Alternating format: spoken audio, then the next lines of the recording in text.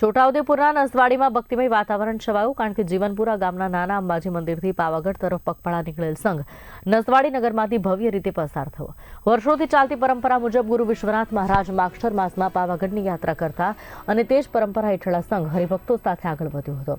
આ પદયાત્રામાં મોટી સંખ્યામાં માઈ ભક્તો જોડાયા હતા। સંઘ નસવાડી, વાસણા, બોડેલી, શિવરાજપુરના માર્ગ પર આગળ વધી અંતે પાવાગઢ પહોંચશે। યાત્રાનો પ્રથમ રાત્રિ વિશ્રામ વાસણાના હર્ષદી માતાના મંદિરે, બીજી રાત્રિ બોડેલીમાં, ત્રીજી રાત્રિ શિવરાજપુરના ચંદ્રમૌલેશ્વર મહાદેવ મંદિરે તેમજ ચોથી રાત્રિ પાવાગઢ ખાતે વાઘેશ્વરી માતાજીના મંદિરે રહેશે। 4 દિવસની પગપાળા યાત્રા અને પાવાગઢ ખાતે પૂરી થશે, જ્યાં વાઘેશ્વરી માતાના મંદિરે મહાયજ્ઞ યોજાશે, જેમાં 11 વ્યક્તિઓ દ્વારા ધાર્મિક પ્રવચન પણ આપવામાં આવશે, જેનાથી સમગ્ર કાર્યક્રમમાં ધાર્મિક અને આધ્યાત્મિક ઉજાસ પ્રસરી જશે। बोलो श्री अम्बे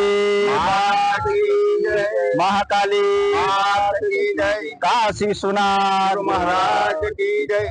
आज रोज नानी अंबाजी जीवनपुरा थी पगपाळा जे संघ पावागढ़ मुकामे जई रह्यो छे, त्यारे आजे अमे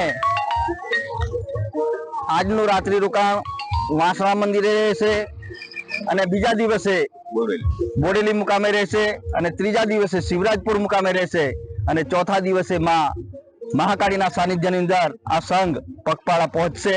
ત્યારે સદગુરુ વિશ્વનાથ મહારાજ વર્ષોથી આ પરંપરાને જે જાળવી રાખી અને અવિરત માં જગદંબા આજે જીવનપુરાથી મહાકાળી માતાને મળવા જઈ રહ્યા હોય એવો માહોલ તમામ આજુબાજુ ગામોના ભક્તો દ્વારા થઈ રહ્યો છે।